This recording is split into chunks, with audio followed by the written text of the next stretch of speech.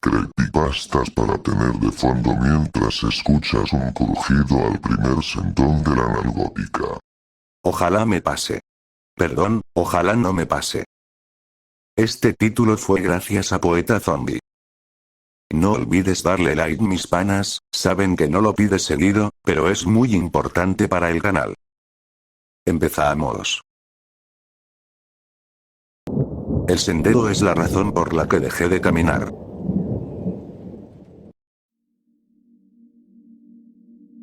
Aquí está la verdad tal como la conozco.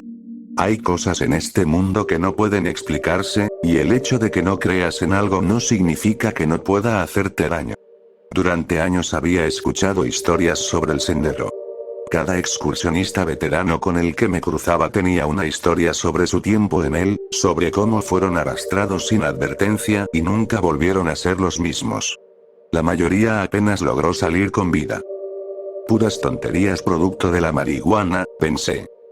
Pero no lo eran. Me encontré en ese sendero el pasado julio, y fueron sus historias las que me mantuvieron con vida. No le he contado esto a nadie porque no quiero convertirme en la chica de los senderos a la que todos evitan como si tuviera veneno en la piel. Pero cada vez más personas están saliendo de excursión, lo que significa que el sendero elegirá a algunos de ellos y los tomará sin preparación. El sendero no tolera idiotas ni novatos. Se los come. Primero, debes saber que el sendero toma a quien quiere, cuando quiere y desde donde quiere. Si vas a salir, aunque sea para una caminata de un día, lleva suficientes provisiones para al menos 3 noches. Ese es el tiempo promedio que toma atravesarlo, según la mayoría de los sobrevivientes. Esto significa comida, agua y refugio. No te darás cuenta de que estás en el sendero hasta que ya estés demasiado dentro, así que no hay manera de retroceder ni de reabastecerte. No tomes nada del sendero a menos que te sea dado o ofrecido. Puedes tomar agua de los arroyos. Comida, solo si tu única alternativa es morir, porque probablemente te matará de todos modos. Hay señales que indican que has entrado al sendero. La primera, que casi todos mencionan, es un puesto de mapas en medio de una bifurcación. No lo pasarás por alto, porque será lo más limpio que hayas visto en medio del bosque. Ni un grano de tierra ni una mancha de agua en ninguno de los folletos, como si Dios lo hubiera dejado ahí segundos antes de que llegaras. No tomes uno. Finge que no está ahí si es necesario, pero no tomes un mapa. Recuerda, no tomes nada a menos que te sea dado. Pasando el puesto de mapas, probablemente verás más folletos tirados en el suelo. Creo que fueron dejados por aquellos que no siguieron el consejo. Sentirás curiosidad por saber por qué están ahí, yo también la sentí, pero la mejor opción es meterte entre los arbustos y seguir adelante. Si eres valiente, puedes mirar hacia arriba. No te lo recomiendo. Aún tengo pesadillas. Quédate en los arbustos hasta que veas un árbol con forma de cruz y una muñeca de trapo clavada en el frente. Al acercarte, el clavo caerá y la muñeca rodará hasta el camino. Recógela, esto cuenta como que te la han dado. Aquí es donde debes volver al sendero de tierra y no salirte de él por el resto del día. Una niña con una bata sucia te seguirá desde el borde del sendero. La muñeca es suya y te rogará entre lágrimas que se la devuelvas.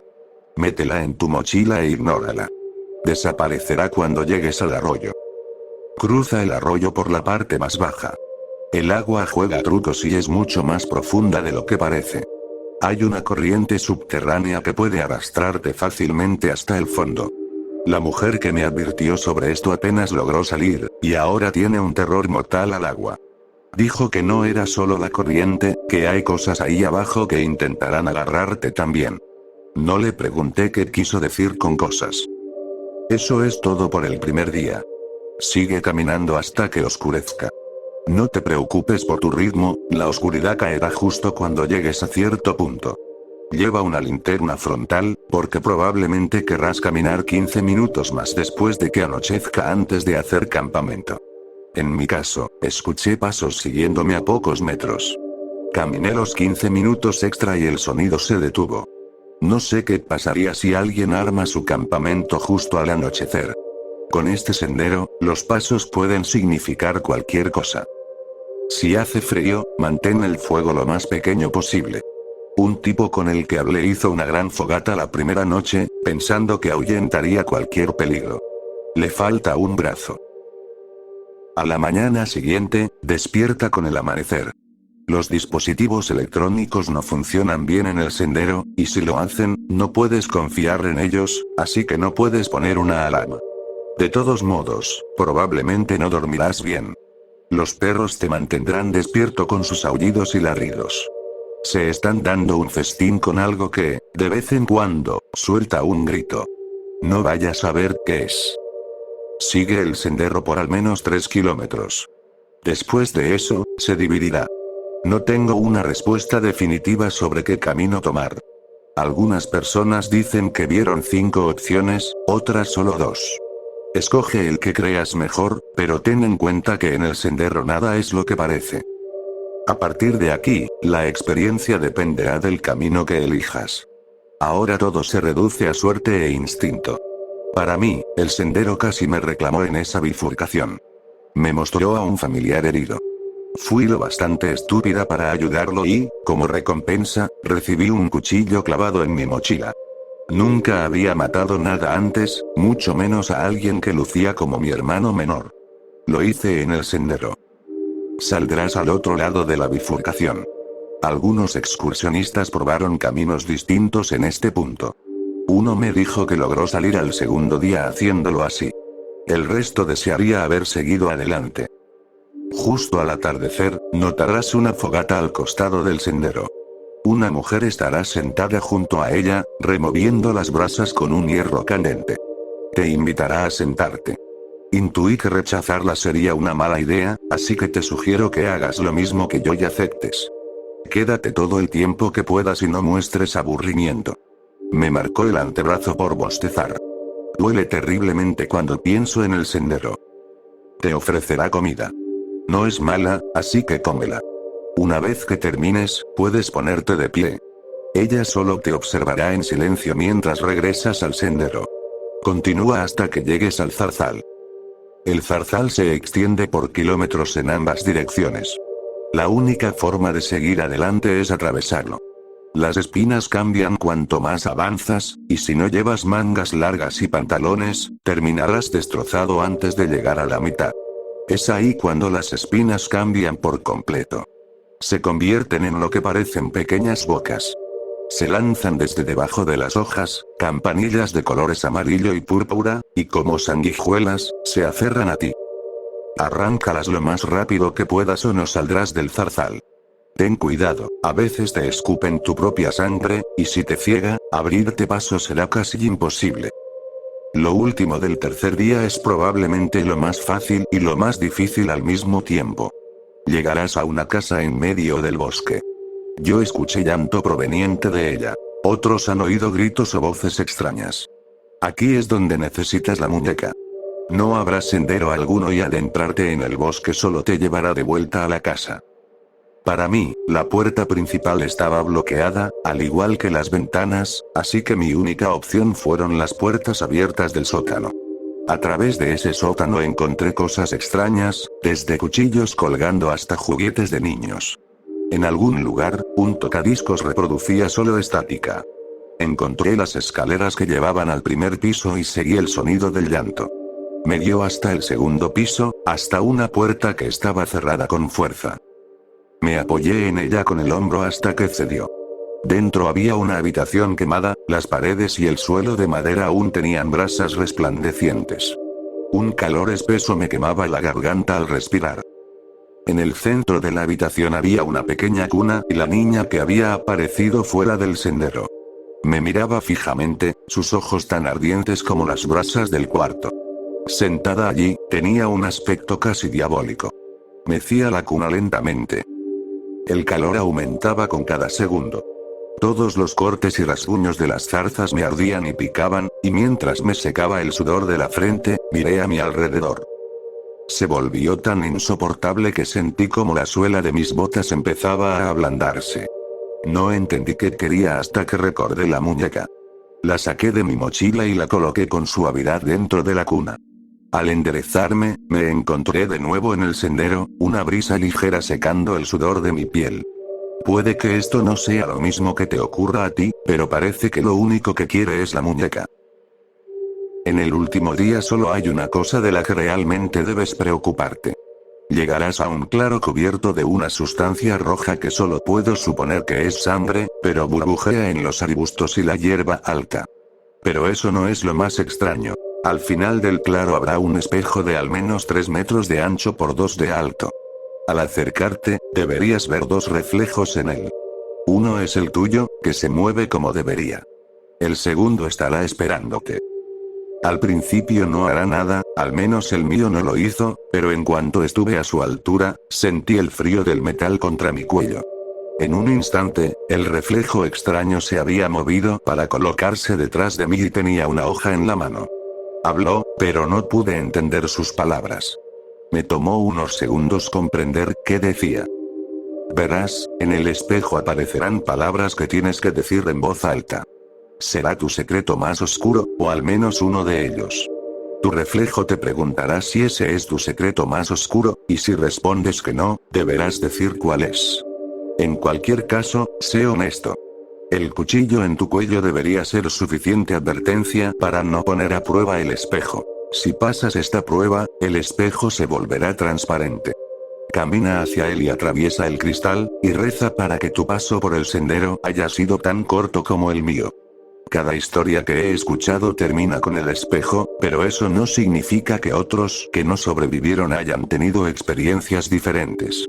Esto no es una lista de todo lo que puede ocurrir, solo de lo que yo viví. El sendero cambia y podrías enfrentarte a todo esto, o a nada de esto. Si aún decides ir de excursión, ten cuidado. Yo, por mi parte, me mantendré alejada de los senderos de ahora en adelante. De todos.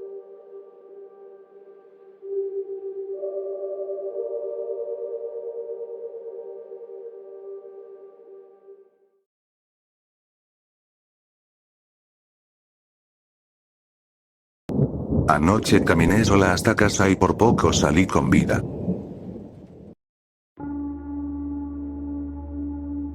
Antes de que me den la típica charla que esperaría de mi padre, sé que es una jugada arriesgada caminar sola por la noche. Lo sé, especialmente siendo una mujer joven, que es peligroso. Que cualquier cosa podría pasar. ¿Está claro? Lo sé. Dicho esto, vengo de una zona sorprendentemente segura. Un lugar donde la gente no se despierta a mitad de la noche preocupada porque no recuerda si cerró las puertas. Yo misma he llegado a casa borracha más de una vez, solo para descubrir que mis llaves estaban olvidadas en la cerradura afuera a la mañana siguiente. Nadie se preocupaba realmente porque aquí no pasaba nada malo, hasta hace unos meses. Hasta ahora, realmente no se consideraba tan peligroso caminar sola después del anochecer. Yo misma lo hacía con bastante frecuencia.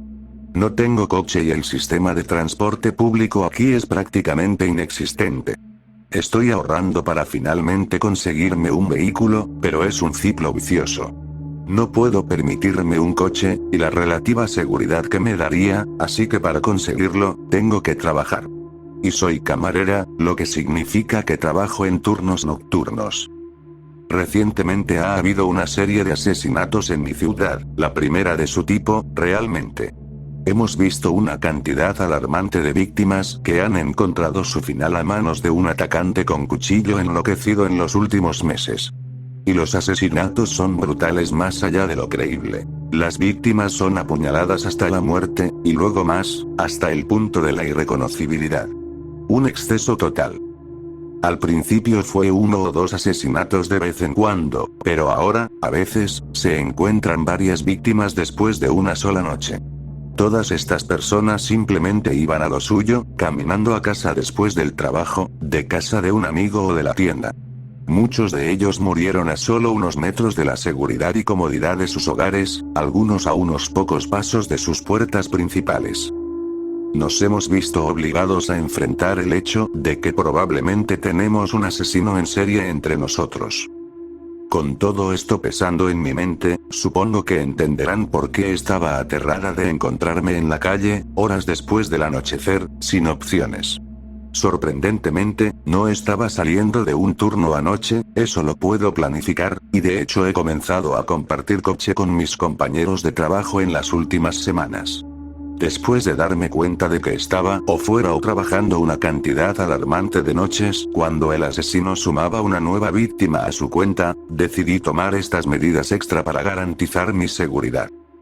En realidad, estaba saliendo de la casa de mi novio, bueno, exnovio, anoche después de que tuviéramos una gran pelea. Empezó con lo de siempre. Es increíblemente celoso, agresivamente posesivo. A pesar de que he sido fiel durante los varios años que hemos estado juntos, nunca ha aprendido a confiar en mí. Siempre habla y habla sobre mi teléfono, insistiendo que si no le respondo, entonces debo estar engañándolo. Estaba borracho, beligerante, y no lo dejó ir anoche. Señaló varias ventanas de tiempo recientes en las que debería haberle enviado un mensaje, sin darse cuenta de que, porque estos momentos eran a medianoche, yo estaba trabajando o durmiendo como cualquier otra persona normal. La pelea comenzó alrededor de las 2 de la madrugada y terminó más de una hora después. Me rompió el teléfono y luego me echó sin manera de pedir ayuda. No tenía dinero y no podía llamar un taxi de todos modos. Los autobuses ya no funcionaban esa noche y caminar hasta la parada más cercana probablemente habría sido más largo que caminar hasta casa. Estaba borracha, sola, asustada e impotente. Consideré brevemente golpear la puerta de un vecino, pero me detuve, no quería hacer un escándalo. Podía caminar a casa por mi cuenta, no era gran cosa. Solo me tomaría unos 15 minutos. Después de todo, lo había hecho muchas veces antes. Con un renovado, o más probablemente fingido, sentido de valentía, bajé los escalones fuera de la casa de mi ex y me dirigí a la acera. Intenté desesperadamente no pensar en el atacante en serie, pero fue en vano. No podía silenciar mis pensamientos sobre lo que más me asustaba de él. Sus víctimas preferidas. Fue su falta de preferencia lo que más me preocupó, en realidad. Suena horrible decirlo, pero en ese momento no pude evitar el pensamiento. Si solo atacara a un tipo de víctima, como a las chicas rubias y pequeñas, me habría sentido más segura. Mientras continuaba mi caminata, pensé en todas sus víctimas, dándome cuenta de que no había ningún hilo común que pudiera unir su elección de víctimas, no había ninguna categoría clara en la que pudiera encajarlas todas para hacerme sentir más segura. Aún más aterrador, varios hombres habían caído víctimas del asesino, hombres grandes que seguro pelearon, pero que no tuvieron ninguna oportunidad contra tan salvajes ataques con cuchillo. Escalofriantemente, tal variedad en las víctimas me comunicó una cosa, y cuando doblé la siguiente calle, más o menos a la mitad de mi caminata, el mensaje fue de repente fuerte y claro como el puto cristal. Sus motivos para matar no venían de las cosas normales que esperaría. No odiaba a su madre, no estaba enojado con su primera novia por dejarlo, no mataba a un tipo específico de víctima para vivir sus fantasías de venganza contra aquellos que él sentía que lo habían agraviado. Mataba por una sola razón y solo por esa razón. Le encantaba hacerlo. Con esta realización, me encontré caminando a paso rápido, mucho más rápido de lo habitual. Antes de la ola de asesinatos brutales, solía disfrutar de mis caminatas a casa, solía saborear el silencio del pueblo después del anochecer. Solía sentir que el mundo me pertenecía, que todo había ralentizado su ritmo solo para mi disfrute, como si yo fuera la única persona en el planeta. Anoche, fue diferente. Una diferencia pequeña, pero que tuvo un impacto monumental. En mi mente, ya no era la única persona. En su lugar, solo estábamos él y yo, el monstruo con cuchillo, decidido a mi destrucción. Solo el cazador y su presa. Intenté silenciar estos pensamientos, traté en vano de tranquilizarme diciéndome que no habíamos visto un ataque en poco más de 2 semanas. Durante unos momentos, estos autorreaseguramientos realmente funcionaron, tal vez fue el subidón que aún tenía. Sentí que comenzaba a calmarme, aunque me mantenía alerta, tenía que estarlo. Mis sentidos estaban a alerta máxima para no ser sorprendida. Probablemente fue por esta vigilancia elevada que escuché el sonido detrás de mí, la primera señal para demostrar que estaba tan lejos de estar sola como temía. Antes de que siquiera pudiera registrar la perturbación, mi cabeza se giró instintivamente para mirar sobre mi hombro. Al principio fue difícil de ver, pero una vez que vi un movimiento en la distancia, mi estómago se hundió y tocó el suelo. Había un hombre detrás de mí, vestido de pies a cabeza de negro. Estaba caminando bastante rápido, con propósito, y no pensaba quedarme allí a averiguar cuál era exactamente su propósito. Me sentí congelada por un momento, pero una vez que mi cuerpo se puso al día conmigo, seguimos caminando más rápido por la calle. Ya estaba a solo un par de calles de mi casa en ese momento, y mis pies me llevaban lo más rápido que podían, pero mis zapatos eran incómodos y me costaba moverme. Aún podía oír sus pasos acercándose, el sonido de sus pisadas viniendo a un ritmo alarmantemente rápido. Solo con los sonidos, supuse que apenas había aumentado la distancia entre nosotros. Él me seguía de cerca. Eché un segundo vistazo sobre mi hombro. Gran error. Como en una verdadera película de terror, me caí. Por reflejo, extendí las manos hacia adelante para que mis palmas chocaran violentamente contra la acera pavimentada. Sin embargo, sabía que tenía que levantarme porque sus pasos se estaban volviendo mucho más fuertes. Comencé a entrar en pánico al darme cuenta de que esto no solo era porque estaba más cerca de mí, sino porque había comenzado a correr. Rápido. La adrenalina recorrió mi cuerpo, instándome a levantarme rápidamente y llegar a casa, o al menos conseguir ayuda. Ni siquiera creo que tuviera control de mi cuerpo en ese momento. Había cedido todo el poder operativo a mi yo más básico y primitivo. Comandada solo por la voluntad de sobrevivir. Supongo que esto debe ser cierto, que debía haber dejado de lado todos los procesos cognitivos en favor de la huida y la supervivencia, porque me desperté sobresaltada esta mañana, en casa. Me desperté en la cama, desnuda, con resaca, con un sabor desagradable en la boca que me tomó varias veces cepillarme los dientes para quitarlo. Estoy un poco agotada, pero estoy a salvo. No me veo como si hubiera estado en una lucha por mi vida, solo algunos rasguños y moretones por aquí y por allá. Mis uñas están sorprendentemente sucias, con una sustancia pegada debajo de ellas, probablemente tierra de cuando caí. Sin embargo, es difícil decir exactamente qué pasó.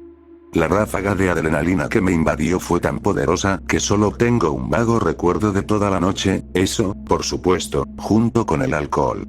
Mis instintos de supervivencia deben haberme llevado esos últimos minutos hasta que irrumpí en mi puerta. Fue un susto, sin duda, pero aún más cerca cuando abrí mi laptop y vi una alerta de noticias. Aparentemente, un corredor matutino encontró un cuerpo de hombre, otra víctima del asesino. Ahora hay pocos detalles disponibles, pero lo encontraron en la misma calle por la que me persiguieron anoche, probablemente asesinado cerca de la misma hora en la que escapé. Uno de los detectives del caso informó que esperaba que la identificación fuera difícil, ya que la víctima había sido casi destrozada. Como dije, no recuerdo exactamente qué pasó anoche, pero me consuela el hecho de que estuve tan cerca de la muerte, pero logré llegar a casa a salvo. Estoy agotada y ciertamente me veo un poco mal, pero estoy bien. Y eso es algo por lo que estar agradecida, ¿no crees?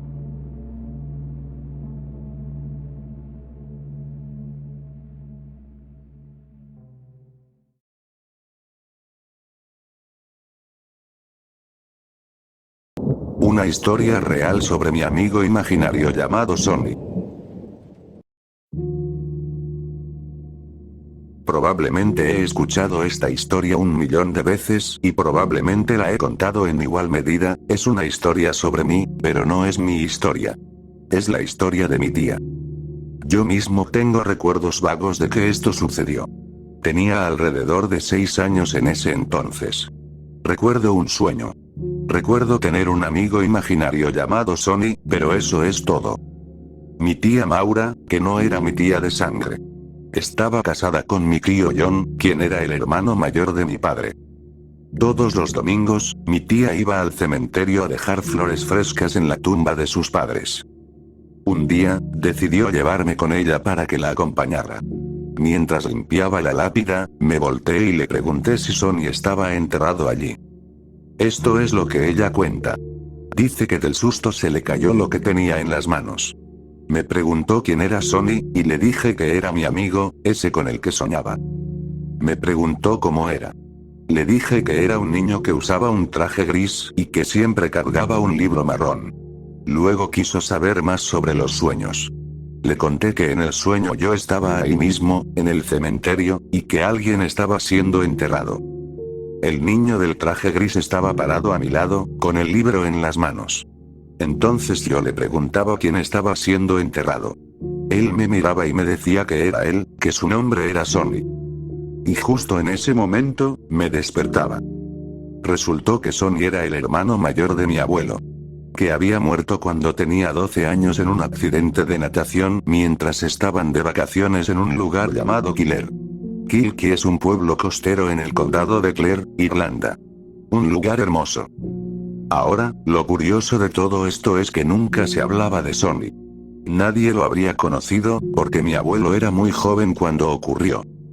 No era un secreto vergonzoso ni nada de eso. Simplemente era una de esas cosas. Obviamente, se habría mencionado, pero mucho antes de que yo naciera. La parte más extraña de toda esta historia fue el hecho de que el traje gris y el libro marrón era exactamente lo que él llevaba cuando lo enterraron.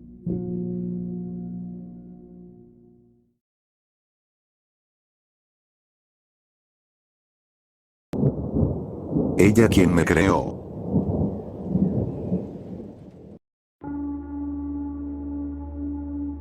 Si ves esto, por favor, encuentra a mis padres y entrégaselo. Les explicará todo. Era una noche dolorosamente aburrida, igual que cualquier otra noche en el bar, cuando la conocí. Normalmente me mantenía al margen, prefiriendo la compañía de mi libro por encima de hombres ebrios, con la mirada perdida y las intenciones apenas disimuladas. Levanté la vista de mi novela para pedir otra bebida cuando finalmente la noté al otro lado del salón, apenas iluminado. Jamás había visto a alguien que irradiara una energía tan intensa y tan clara. Era como una revelación, una profecía inesperada. Ni siquiera creía en cosas como auras ni nada por el estilo, pero lo juro por Dios, ella brillaba. Con movimientos largos y fluidos, se deslizó hacia la salida mientras yo, casi sin darme cuenta, metía mi libro en la bolsa. Mis piernas, tambaleantes por la bebida, me llevaron tras ella hacia la acera. La encontré sentada en la banqueta, de una forma tan elegante y felina que parecía irreal, fumando un cigarrillo que descansaba entre dos dedos larguísimos. Aunque me enorgullecía de haber dejado el hábito casi un año atrás, me senté junto a ella y le pedí un cigarro. Sus labios se curvaron en una sonrisa, revelando un diente ligeramente torcido entre una sonrisa que de otro modo era perfecta. Sacó un cigarro de su paquete, lo colocó entre mis labios y lo encendió con un certero movimiento de fósforo. Apoyó su muslo contra el mío en la acera manchada, y me dirigió esa mirada ardiente. «Tardaste bastante en venir a saludar, ¿verdad?», me dijo con una sonrisa ladeada. Ella había estado esperándome. Así fue como la conocí, como todo el sistema solar se reacomodó, y como ella se convirtió en el sol. Me insufló vida, desatando emociones que jamás había conocido, mucho menos experimentado. Ella ardía, brillante, intensa. Destruyó lo poco que quedaba de mí cuando la conocí, me redujo a huesos crujientes y me reconstruyó a su imagen. Y era ferozmente protectora con su creación. Siempre tenía un brazo firmemente apoyado en mis hombros o me llevaba de la mano, como advirtiéndole a cualquiera que yo era suya. Y yo era suya. La amaba, y ella me amaba, de la forma más brutal y feroz que pueda imaginarse. Me consumió. Me fue drenando poco a poco con palabras venenosas. Me perforaba con esa mirada intensa, ahora salvaje y desquiciada. Me aisló. Yo era su creación y le pertenecía. Nadie era digno de confiar con su juguete. Ni antiguos amantes, ni amigos, ni desconocidos cuya mirada ella considerara demasiado prolongada. Nuestro hogar se volvió una fortaleza.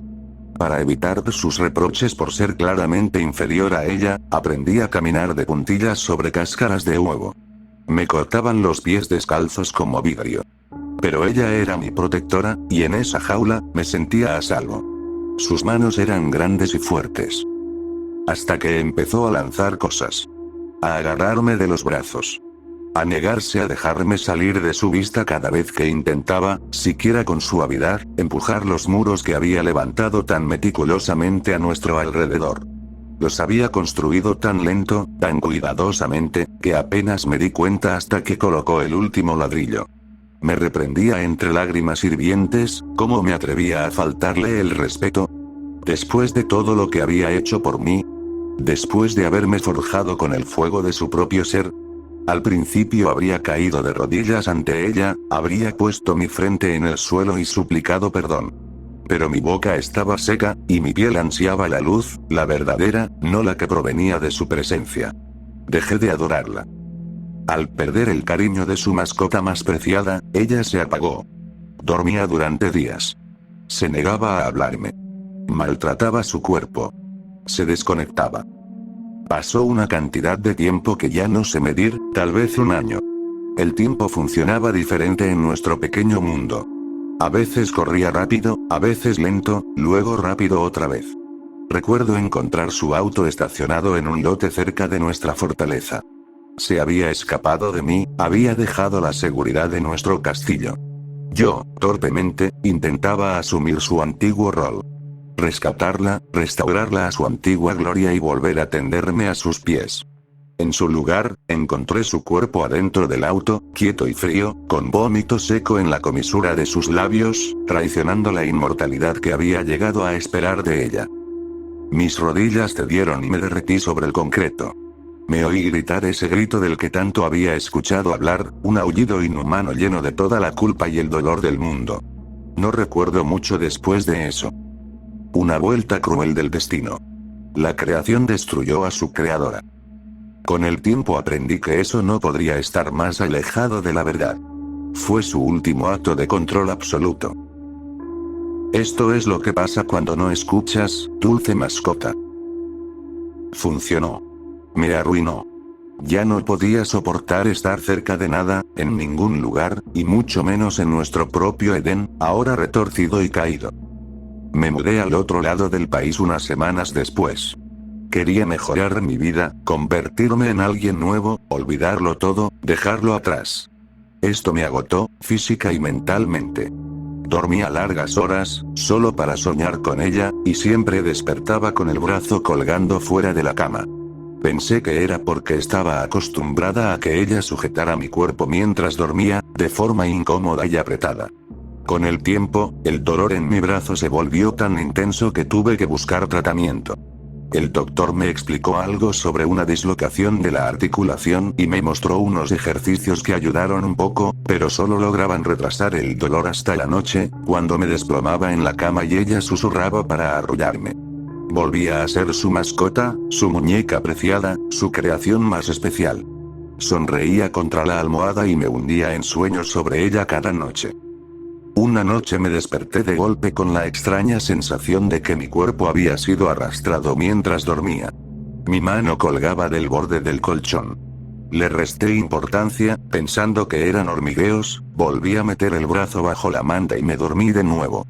En mi sueño, ella me peinaba con cuidado y untaba aceites calmantes en mi piel agrietada y reseca.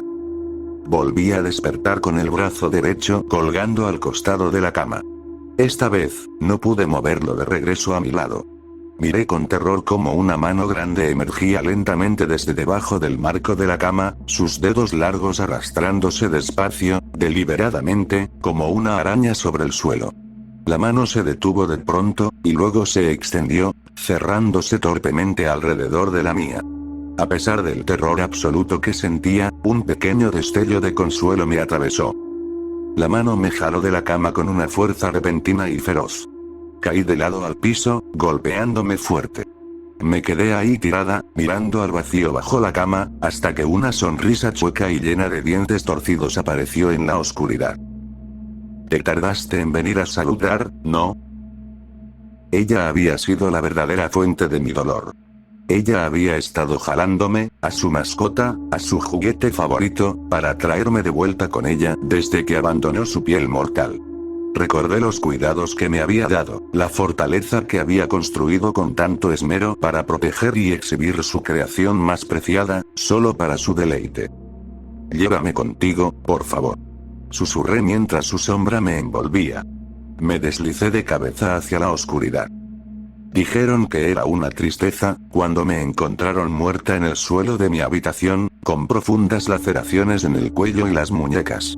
Un claro suicidio, dijo la policía, aunque no pudieron explicar mi hombro dislocado ni la brutalidad de mis heridas.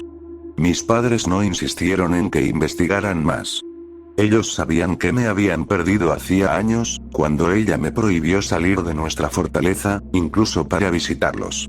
¿Realmente pueden culparla?, murmuraban las personas mientras la noticia se esparcía. Con el suicidio y todo, seguramente se sentía tan culpable. La pobre chica, encontrarla así, muerta por sobredosis, solo unas horas después de intentar dejar a esa abusiva de una vez por todas. Tan triste. Lo que ellos no saben es que, finalmente, estoy a salvo otra vez. Casi feliz, incluso. Recuperar la felicidad completa tomará tiempo, dice ella. Creo que me gusta este lugar. Ella dice que aquí no me faltará nada, ni tendré que preocuparme de que me hagan daño nunca más. Ceno leche y miel en cada comida, y solo una vez se ha convertido en gusanos y cenizas en mi boca desde que llegué. ¿Dónde estoy?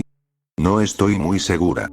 Cada vez es más difícil ver hacia afuera, ahora que ella ha trabajado incansablemente para reconstruir las barricadas de nuestro antiguo refugio.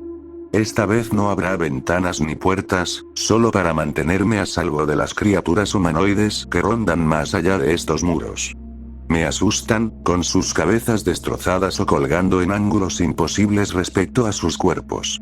Ella se está trepando bien alto para colocar y sellar el último ladrillo con una gruesa capa de mortero, bloqueando por completo los peligros de este mundo extraño donde ahora me encuentro. La oscuridad cae sobre el paisaje árido que se extiende más allá de nuestro castillo mientras termino esta carta, con la esperanza de que de algún modo llegue a mi familia. Para que sepan que por fin estoy segura, resguardada en las garras de mi guardiana, mi protectora, mi creadora. No conoceré la oscuridad, ni el miedo, ni el dolor. Mamá, si estás leyendo esto, consuélate sabiendo que al fin descanso, segura y en paz. Con la última piedra colocada para finalizar nuestra fortaleza, podré calentar mi piel bajo su luz para siempre. Ella, quien me creó, iluminará la oscuridad que se cierne sobre este reino abandonado y sobre mi mente trastornada y sin sentido.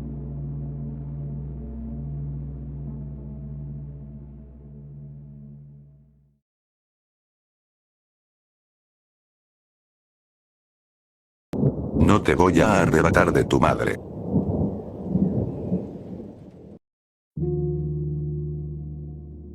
Cuando mi hijo tenía 3 años, compré una casa en medio de un bosque.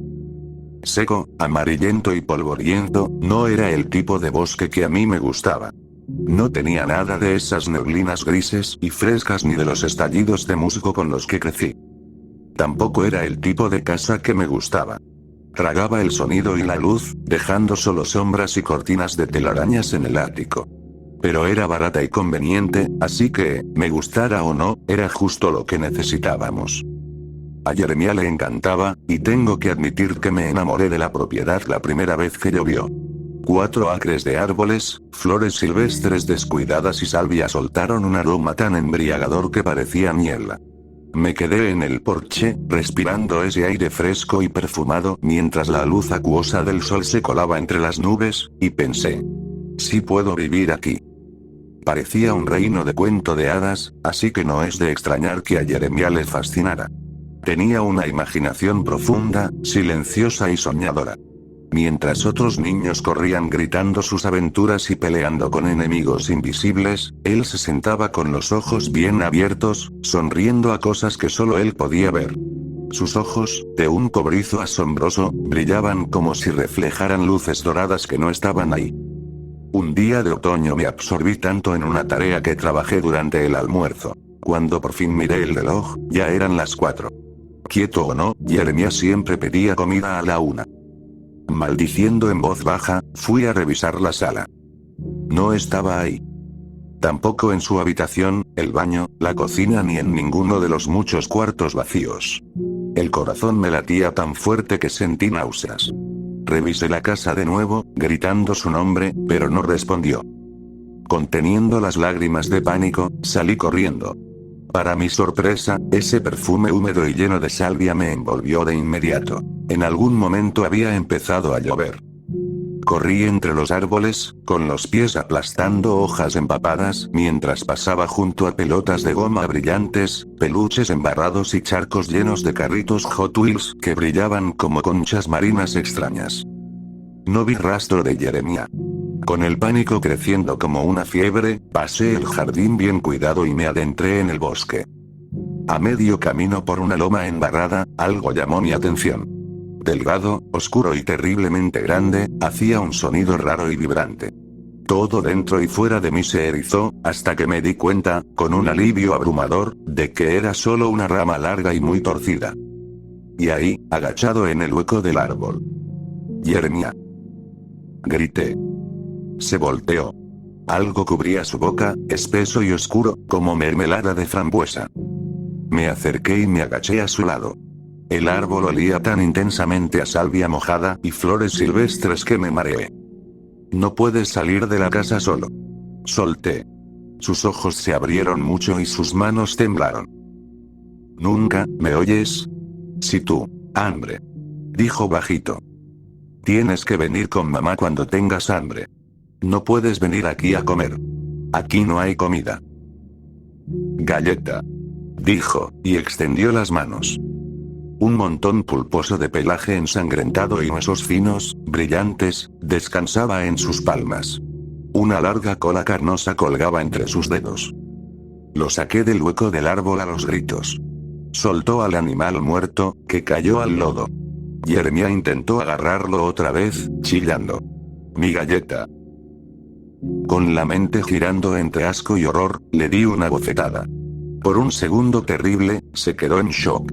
Luego empezó a llorar. Se me partió el alma y lo abracé. La lluvia seguía cayendo, suave y con un aire casi sigiloso mientras golpeaba el bosque. Mi galleta. Sollozaba. De mi amigo. Miré al ratón, plano, mojado y claramente mordido. Me di la vuelta y corrí, luchando contra las arcadas, hasta la casa. Llevé a Jeremiah al médico de inmediato. Mentí y dije que lo había encontrado en el garaje comiéndose un ratón. El doctor me miró oscuro, pero no hizo preguntas. Mi pobre niño recibió un montón de inyecciones, y no lloró ni una sola vez.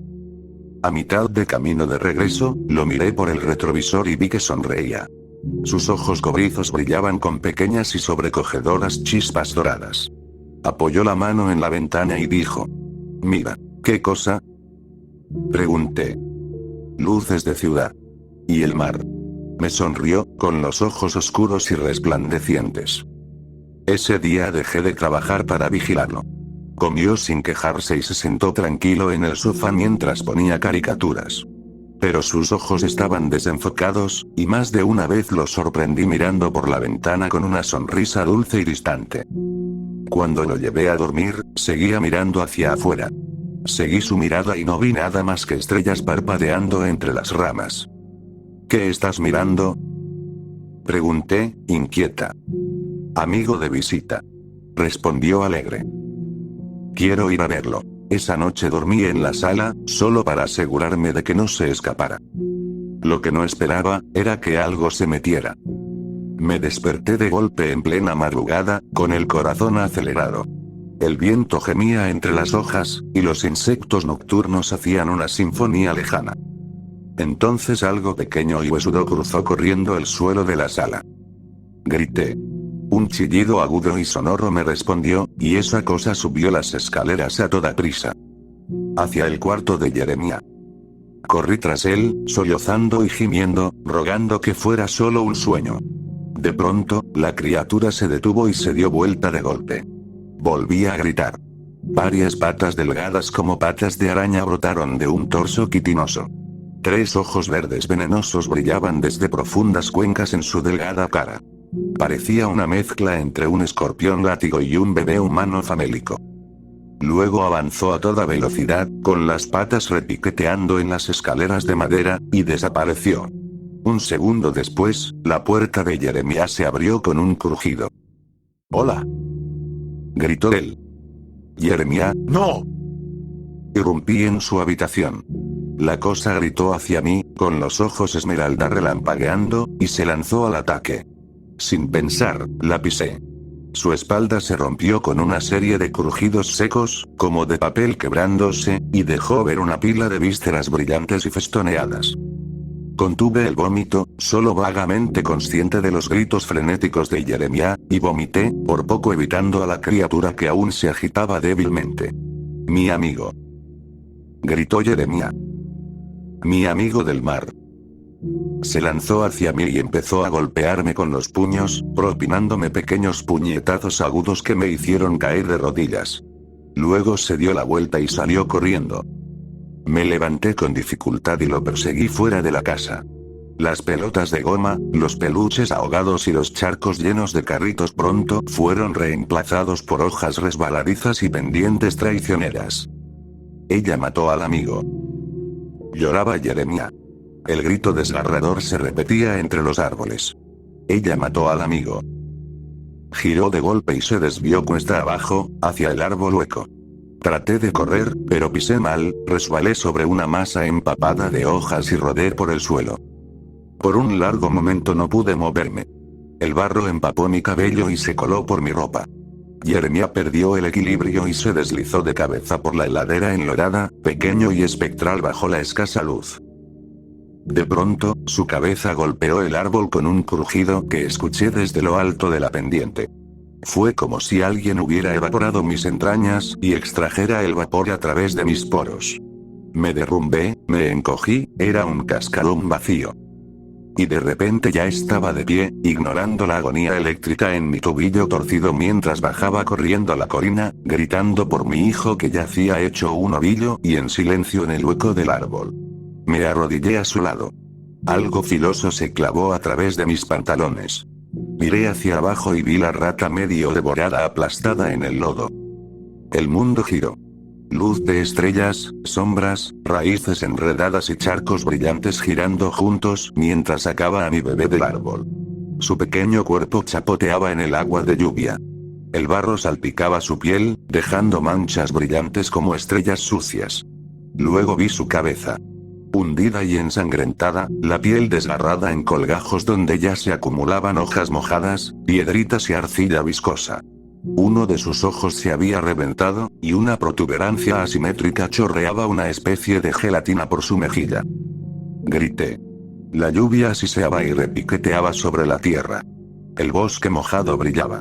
En mi visión periférica, esa gran rama torcida se estremeció. Luego se movió, volando hacia mí, y me golpeó la cara. Otra rama se unió a ella, y otra más, hasta ser 8 en total.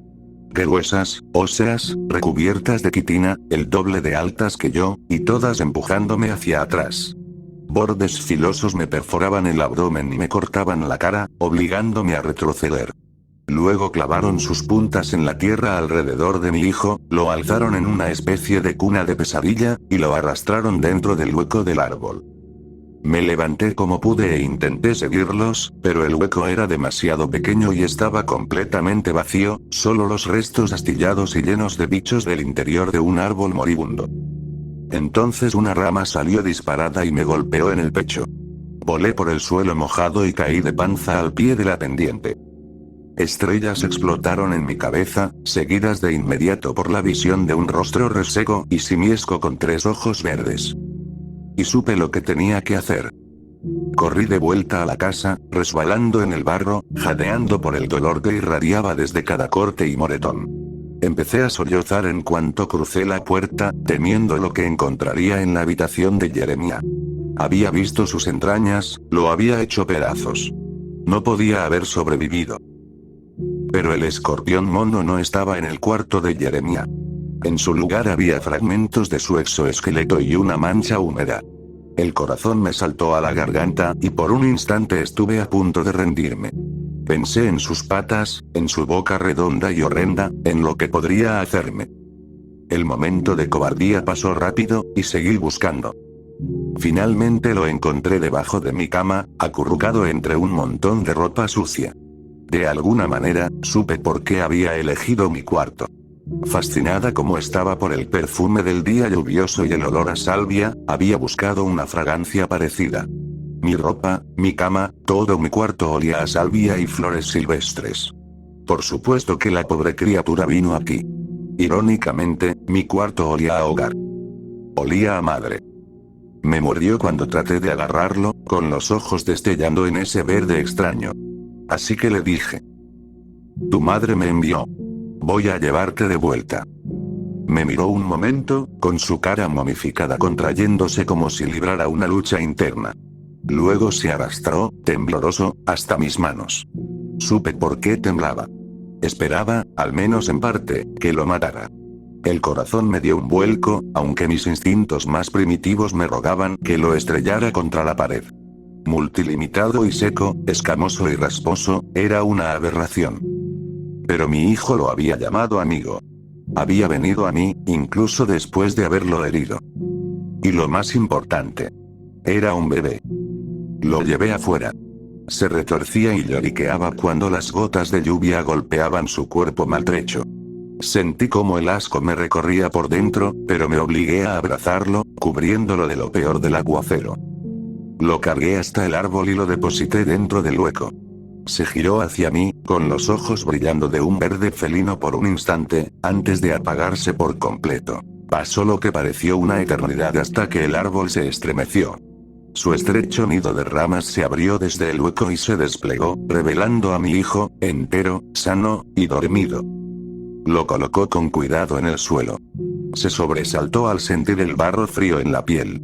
Lo primero que vio fue el árbol. Sonrió ampliamente. Pero cuando por fin me notó, su sonrisa se apagó de golpe. Estiré la mano hacia él, y me congelé. Sus ojos, grandes, profundos, marrón rojizo, del mismo tono exacto que los de su padre, habían cambiado a un verde brillante y extraño. Una de las ramas lo empujó suavemente hacia mí.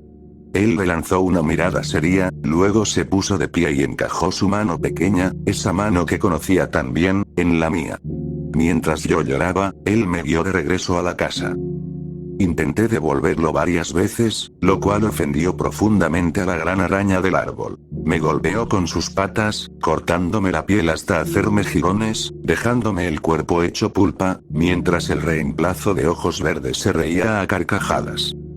Me rendí por completo cuando, tras desgarrarme el rostro, una de las ramas extendió un objeto pequeño, empapado y asimétrico. Lo tomé con una mueca de asco.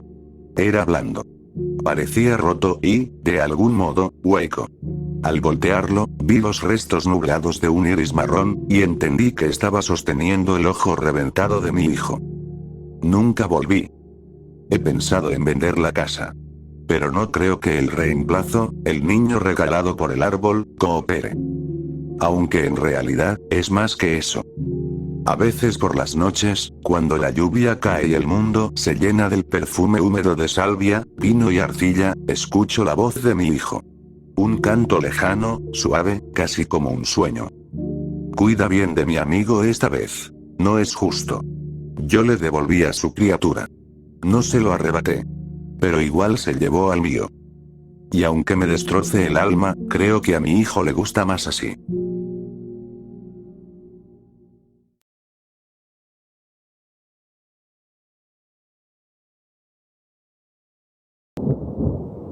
Fui peón de campo durante unos años.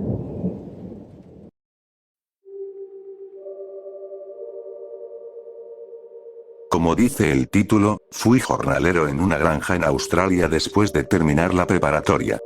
No tenía ganas de ir a la universidad y solo quería ver un poco el mundo. Crecí en una granja aquí en Estados Unidos, así que ya sabía cómo manejarme en ese entorno y tenía un trabajo estable al cual podía volver después. En el rancho donde trabajé, pasaban cosas raras de vez en cuando. Para mantener el anonimato, no voy a decirles exactamente dónde fue que ocurrió todo esto.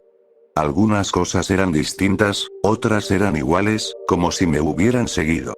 Hubo un momento en el que pensé que iba a morir, pero como pueden ver, aquí estoy.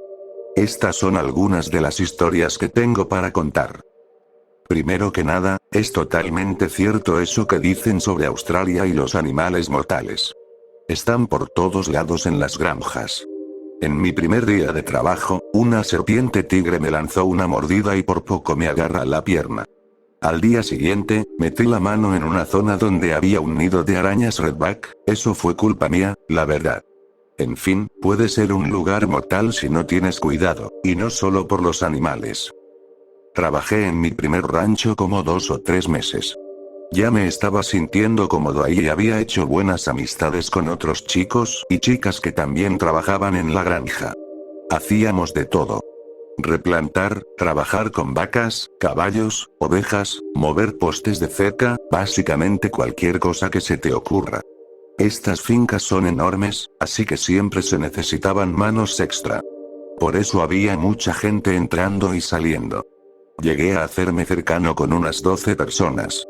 Algunas de ellas también vivieron cosas parecidas a las que me pasaron a mí.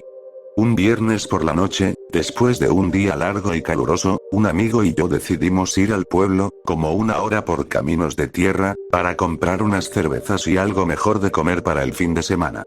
Nos bañamos, subimos a la camioneta y arrancamos hacia el pueblo. Serían como las 9:30 y ya estaba bastante oscuro. Lo loco es que podías ver cada estrella en el cielo, una maldita belleza. Íbamos como a la mitad del camino, los dos mirando el cielo, cuando de pronto la camioneta se apaga. Bueno, ya había pasado antes. Hay mucho polvo y probablemente algo capó el motor. Nos bajamos, revisamos todo y parecía estar bien. Volvimos a subir, la intentamos encender y arranca sin problemas. Avanzamos unos 15 metros y se vuelve a apagar. Pero esta vez, la radio se prende sola. Estamos sentados en la camioneta, ya medio inquietos, con la radio encendida. Nos bajamos otra vez y entonces la radio empieza a emitir un sonido raro, como un chillido. Era como un cerdo gritando, pero mezclado con, no sé. Sonaba digital y terrorífico. Duró como 3 minutos, luego se apagó, y la camioneta se encendió sola. Tratamos de no darle importancia, pero igual decidimos volver al rancho, pensando que era un problema del vehículo y que no valía la pena quedarnos tirados en medio de la nada de noche. Unas semanas después, lo mismo les pasó a 3 de nuestros amigos, en el mismo lugar, pero con otro vehículo. Muy raro. Aún no sé qué pudo haber sido. Pasaron unos meses y era miércoles, creo. Recuerdo que era a mitad de semana. Salimos temprano para ganarle al calor, como a las 5 de la mañana. El sol apenas estaba saliendo. Yo iba en el cuatrimoto con unos tanques de agua para llevarlos a un corral donde había un montón de gallinas. Al llegar, todo estaba extrañamente silencioso. Normalmente, cuando me acerco, las gallinas ya están desesperadas por salir, pero esta vez era distinto. Descargué los tanques y empecé a caminar hacia el galpón. Mientras lo hacía, escuché algo grande moviéndose dentro. Justo después, las gallinas enloquecieron. Como si quisieran destrozar el lugar desde adentro, chocaban contra las paredes. Recuerdo que era una mezcla de madera y metal, paredes de madera, techo de metal. Fui a abrir la puerta y, justo cuando lo hice, algo salió disparado desde adentro. Cuando digo que salió disparado, me refiero a que rompió por completo una parte de la pared de madera en la parte de atrás. Fue como si hubiese explotado algo adentro del cobertizo. Corrí alrededor para ver qué demonios había pasado y alcancé a ver algo metiéndose entre los arbustos. Lo único que alcancé a distinguir es que tenía un color blanco cremoso, pero no tenía pelo. Era pura piel, creo. Corría en 4 patas, pero como si no supiera cómo hacerlo. Las patas se le movían de manera torpe mientras se metía al matorral. Me quedé paralizado, sin poder seguirlo. Cuando miré dentro, había 5 gallinas muertas, y de maneras diferentes. Algunas no tenían cabeza, otras no tenían patas, otras no tenían alas. Me fui directo a la casa principal y traje a uno de los trabajadores con más experiencia. No se inmutó cuando le conté lo que pasó. Parecía más molesto por la pared rota que por otra cosa. Entró, recogió las gallinas muertas y las lanzó al monte, justo donde se había ido esa cosa. Me dijo: arregla esto hoy, y mañana tómate el día. No salgas esta noche si esa cosa te vio. Intenté sacarle más información, pero nunca decía nada. Solo repetía: Si la vuelves a ver, avísame a mí o a uno de los encargados, y después tómate el día. Así que sí, esas son solo dos de las muchas cosas raras que pasaron.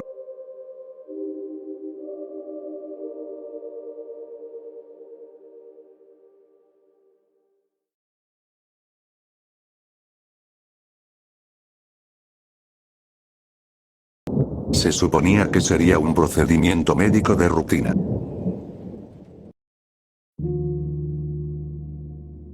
Hago muchas cosas que no debería. Por ejemplo, seguir ejerciendo la medicina después de perder mi licencia.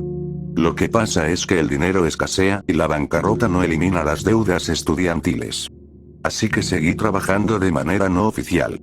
Nada grave. Consultas, cirugías menores y algunos procedimientos. Con el tiempo, una organización me contrató. Me pagan una fortuna por mi habilidad, y por mi silencio. Ayer tuve el privilegio peligrosísimo de atender a la hija del jefe. No era una niña.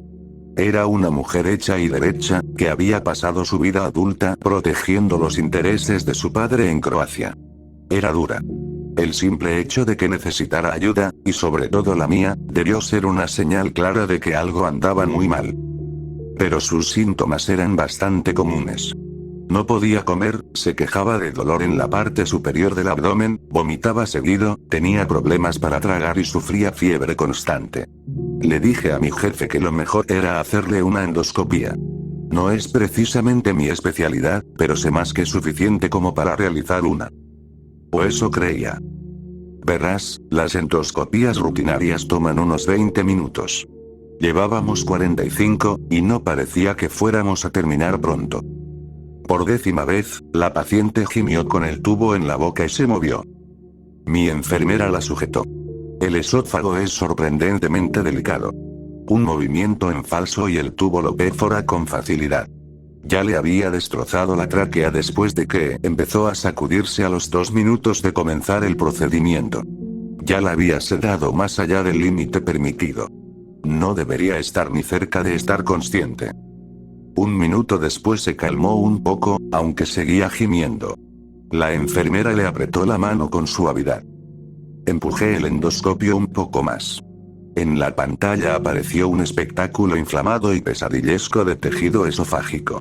Esta mujer estaba enferma. Cada centímetro de su esófago estaba hinchado. Había lesiones pálidas, bordeadas de sangre, por todas partes. Algunas partes del tejido parecían desgarradas. Como si tuviera un pequeño leñador cortando desde dentro. Hacia el final encontramos una lesión particularmente grande. Una semiesfera del tamaño de una moneda, supuraba pus y un líquido amarillo aguado. No era raro que tuviera tantos problemas. Era un milagro que pudiera tragar algo sólido. La paciente se sacudió hacia un lado. Perdí el control del tubo por un momento y este golpeó la lesión. Me quedé congelado, esperando que reventara. Si eso pasaba, ella podía morir. Y yo también. Pero no. Ahí, bajo la luz intensa del endoscopio, la lesión se levantó sobre varias patas blancas y delgadas y corrió por el esófago. La enfermera soltó un grito ahogado. Yo ni siquiera pude respirar. La lesión volvió a perforar el tejido inflamado con sus 8 patas y se acomodó, dejando un agujero grande a su paso. Ese agujero era demasiado redondo, demasiado limpio y muchísimo, más oscuro de lo normal. De él salía negrura. Las perforaciones normales son superficiales. Se puede ver el daño alrededor del punto de ruptura. Pero esto, solo tenía un borde inflamado y oscuridad total. Era como un agujero negro. De pronto, ese borde inflamado se movió, estirándose y deformándose. Una cúpula blanca y brillante salió burbujeando del agujero. Llama a una ambulancia. Dije. No podemos. Respondió la enfermera. Se veía increíblemente pálida bajo las luces. Amarillenta, agotada. La cúpula blanca salió del agujero sobre varias patas y subió por el esófago. La paciente se ahogaba y se retorcía. La sujeté con una mano y con la otra comencé a retirar el endoscopio. Llama a una maldita ambulancia. La mujer seguía sacudiéndose, y la cámara golpeó varias lesiones. Todas se levantaron y se movieron, dejando ver más de esos agujeros horribles. No. No eran agujeros. Eran portales. La luz del endoscopio, al retroceder, iluminó docenas de parásitos blancos que emergían del esófago como termitas saliendo de un tronco podrido. «¡Llama ya!», grité. La enfermera salió corriendo del cuarto. Finalmente saqué el endoscopio, el tubo venía cubierto con una mezcla viscosa de fluidos. La paciente vomitó una ola de sangre, pus y ese mismo líquido amarillo aguado. Y luego vinieron los bichos. Bultos enormes, blancos y temblorosos caían por su barbilla, bajaban por la cama y se desparramaban por el suelo. Retrocedí de golpe y aplasté varios sin querer. Se sentían como globos de agua bajo mis zapatos. Reventaban con facilidad, lanzando chorros demenciales de un fluido blanco brillante por toda la habitación. El estómago de la paciente se abultaba peligrosamente. Podía imaginarlo. Docenas de bichos obstruyendo su tracto, empujándose unos a otros de vuelta hacia su estómago. Estaba empapada en sudor y más pálida que una sábana, por supuesto. No había duda de que estaba sufriendo una hemorragia interna. Sus ojos se posaron en mí. Las lágrimas le escurrían por las comisuras y se metían en sus oídos. A través de su boca abierta, vi un grupo palpitante de bichos brillantes. De pronto, su mandíbula se rompió con un crujido húmedo y apagado, y explotaron desde su boca, desgarrando la piel de sus mejillas en tiras. Uno me golpeó la cara y explotó, llenándome la boca con un líquido espantosamente dulce. Salí corriendo del cuarto y azoté la puerta. En resumen, me fui del pueblo. Tal vez no le esté dando suficiente crédito a mi jefe, pero la verdad es que lo conozco bien. Me confió a su hija, y la dejé morir. Los detalles no importan. Si me encuentra, estoy muerto. Y está bien. Estos son los riesgos que uno asume cuando hace lo que yo hago. Al menos tengo dinero. En realidad, estaba empezando a ilusionarme con mi libertad. O lo estaría, de no ser por una cosa. Me duele el estómago. Desde el vientre hasta el hombro, todo me duele. Y no puedo retener nada. No dejo de pensar en el bicho que me explotó en la cara, en el líquido que me entró en la boca.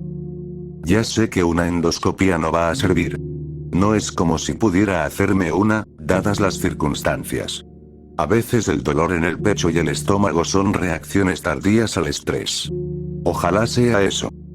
Si no, supongo que tendré que conformarme con una lata de insecticida.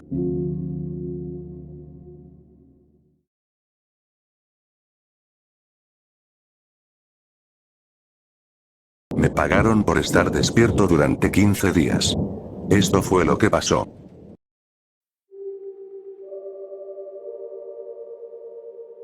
Nada. No pasó nada. No lo digo en sentido metafórico, como que no hubo consecuencias, buenas ni malas, por romper el récord anterior por 4 días. No, literalmente no pasó nada. El tiempo se detuvo. La realidad se volvió vacía y sin sentido. Según los investigadores, me quedé dormido 15 minutos exactamente al cumplirse los 15 días, pero para mí, ese momento duró mucho más. Es difícil de explicar, pero ni mi cuerpo ni mi mente experimentaron ese vacío. Es algo que sentí dentro de mí, muy profundo en lo que sea que componga mi existencia. Fue como si las reglas de la realidad que todos seguimos se rompieran y todo se detuviera, y luego desperté de nuevo. Como si la agonía que soporté para llegar a los 15 días no fuera suficiente, lo que vino después es algo que no le desearía a nadie.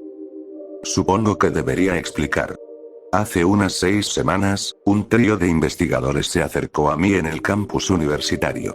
Eran estudiantes de posgrado en psicología que estudiaban los efectos de la falta de sueño en el cuerpo y la mente humanos.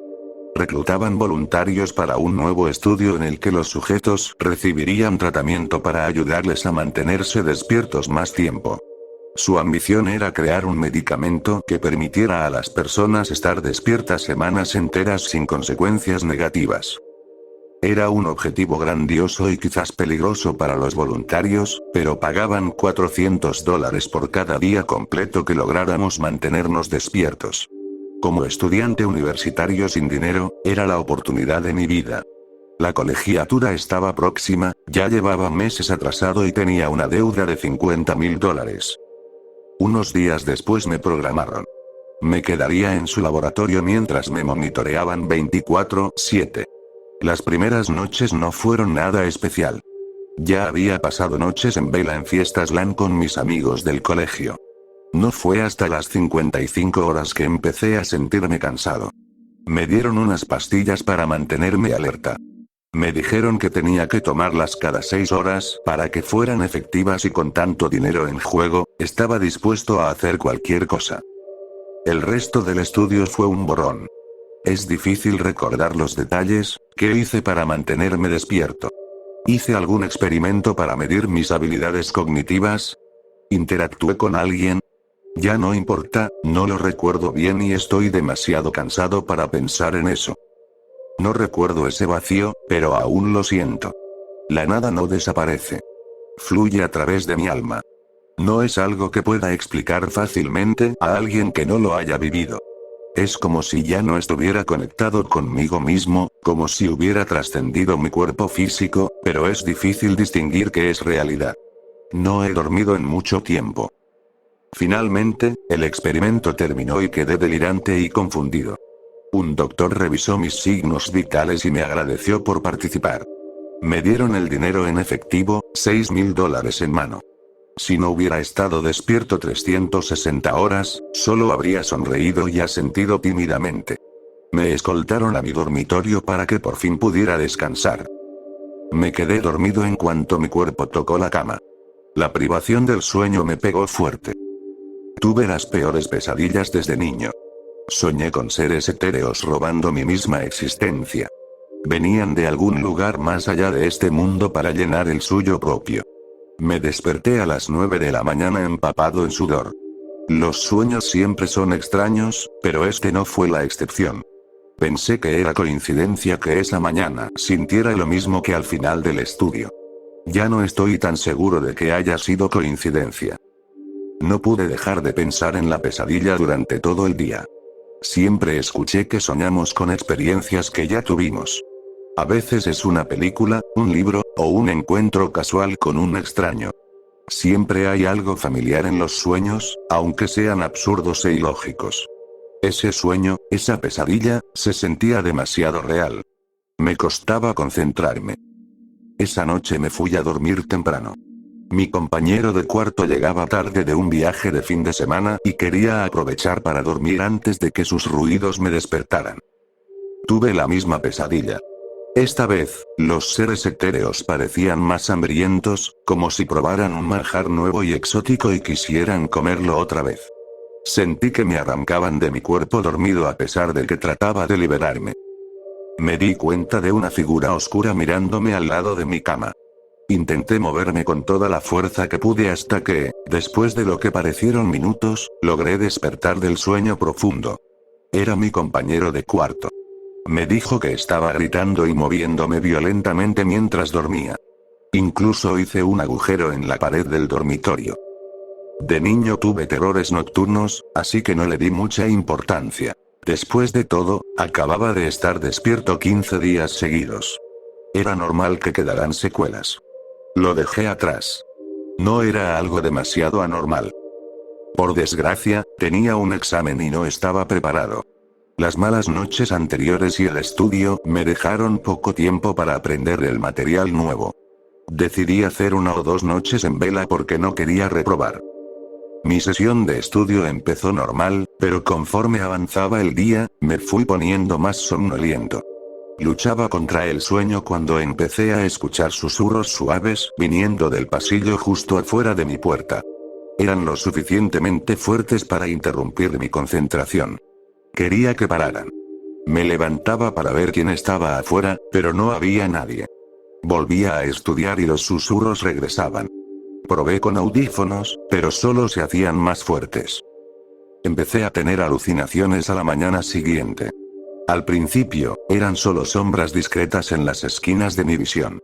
Apenas visibles, lo suficiente como para confundirlas con una mosca o polvo flotando en el aire. Conforme avanzaba el día, las alucinaciones empeoraron. Pequeñas sombras se convirtieron en figuras escondidas en los rincones oscuros de mi habitación, susurrando entre ellas. Pensé que era solo por la falta de sueño. Que solo necesitaba dormir un poco. Ojalá hubiera escuchado mis instintos. Ojalá esa sensación de que mi cabello se erizaba me hubiera alertado del peligro al que me enfrentaba. Tal vez fue la falta de sueño nublando mi juicio. En cambio, dormí. Necesitaba dormir si quería pasar el examen al día siguiente. Otra pesadilla. Esta vez estaba en mi cuarto. Los seres etéreos flotaban sobre mí con sonrisas espeluznantes mientras comenzaban a robar lo que sea que me hace ser yo. Luché por moverme. Puse cada onza de fuerza en mi cuerpo. Ordené a cada fibra de mi ser que despertara. Abrí los ojos y me encontré con la vista familiar de mi habitación. Quedé paralizado, solo podía mover los ojos. Vi como una sombra en la esquina de mi cuarto comenzó a crecer, absorbiendo la luz que pasaba a través de ella. Un vacío de nada devorando todo a su alrededor. Se sentía demasiado real para ser un sueño, era real. Podía notarlo, de alguna manera. Cuando llegó a mí, sentí cómo penetraba mi piel. Sentí su peso aplastándome, sofocándome con la carga de la nada. Intenté gritar, pero no pude.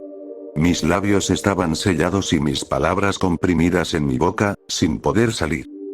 Y entonces, tan rápido como empezó, se detuvo y desperté. Desde entonces no he dormido. Por un tiempo, parecía que mejoraba.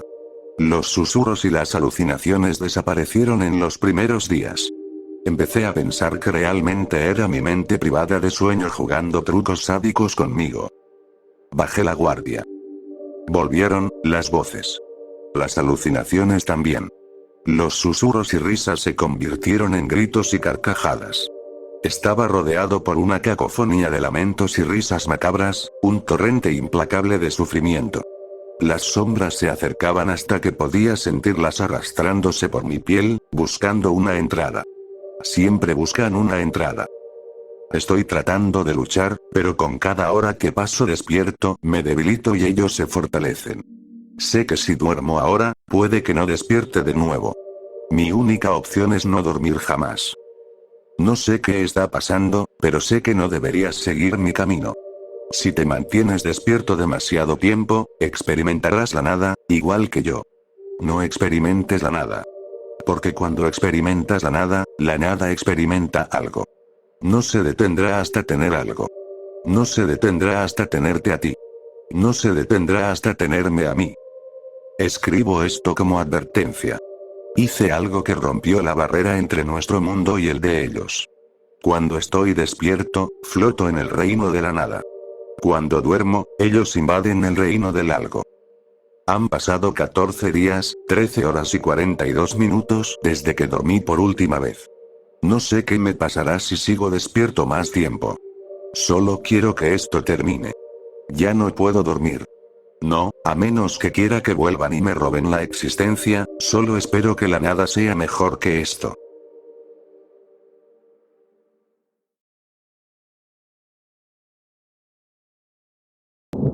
Tiré mis cigarrillos al pantano, hasta que me di cuenta de que algo vivía allí.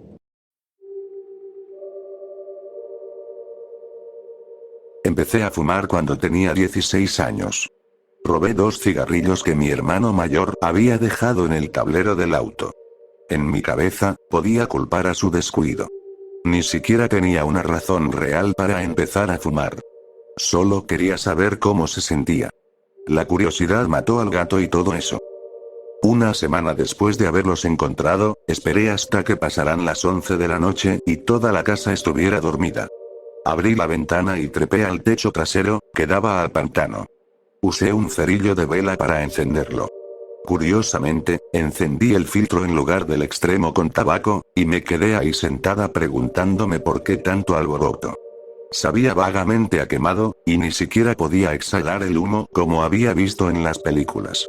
Lo apagué contra el marco de la ventana y lo arrojé al pantano, demasiado asustada por la furia de mis padres como para intentar deshacerme de él de otra forma. Vi la chispa naranja en la punta desaparecer entre los pastos altos hasta que la oscuridad la tragó. Claro, ahora sé que estaba siendo descuidada, pero en ese entonces era demasiado egocéntrica como para pensar en los animales o en la posibilidad de un incendio. Todo lo que realmente me importaba era no meterme en problemas. El segundo cigarrillo que fumé, lo fumé bien. Estaba roto por la mitad, con la punta colgando, así que rompí ese extremo y encendí el papel que quedaba. El filtro estaba en mi boca esta vez, y de pronto entendí por qué toda mi familia arriesgaba el cáncer de pulmón a diario. Lo sostuve entre mis dedos y me sentí increíblemente genial al soltar el humo por la boca. El sabor a quemado era más bien ceniza esta vez, pegada en mis dientes y en el fondo de la garganta.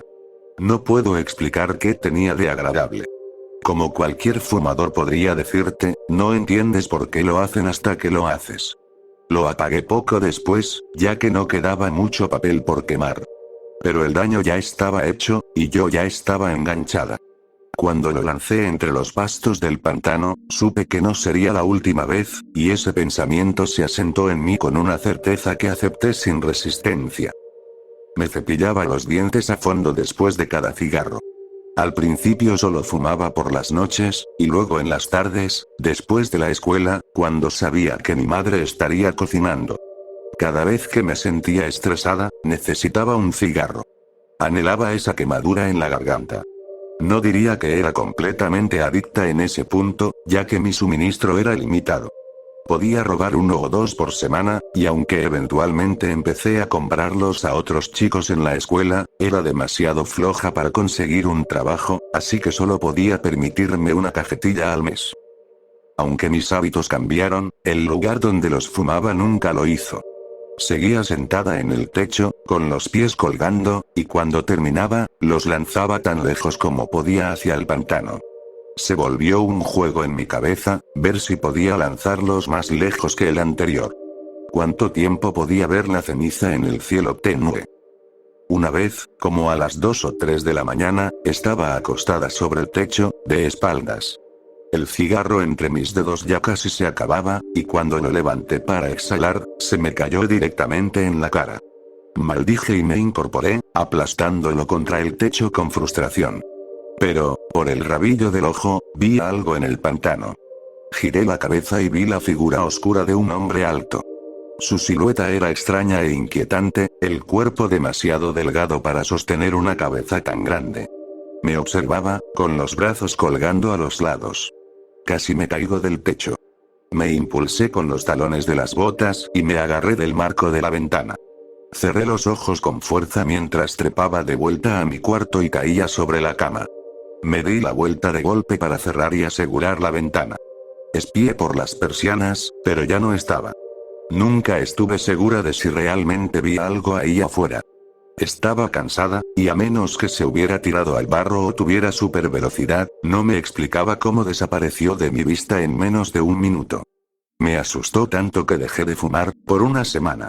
Luego volví a mis viejos hábitos. Excepto que ahora fumaba en el parque. Mi ventana permaneció cerrada hasta el día en que me mudé. A veces aún creía verlo de reojo, pero también siempre me han dicho que soy paranoica. Ahora tengo 28 años. Dejé de fumar el año pasado, cuando quedé embarazada de mi hija. Mi esposo y yo vivimos en un departamento muy lejos de la casa donde crecí. Estamos en el último piso, muy alto, sin balcones ni cornisas por donde mi hija pueda escaparse cuando sea mayor. Dejar de fumar fue una de las mejores decisiones de mi vida. Tengo más dinero para gastar en mi niña. Mi ansiedad casi ha desaparecido por completo. La semana pasada, quemé la cena. No fue gran cosa, pero la cocina apestaba. Decidí abrir una ventana para dejar que entrara aire. Dejé caer el vaso de agua que tenía en la mano. Se hizo trizas en el piso. Mi esposo corrió y me encontró confundida, con una mano sobre la boca abierta. En el marco de la ventana, a 120 metros de altura, había un montón de colillas quemadas. Largas hebras de pasto sobresalían de entre ellas, cubiertas de lodo.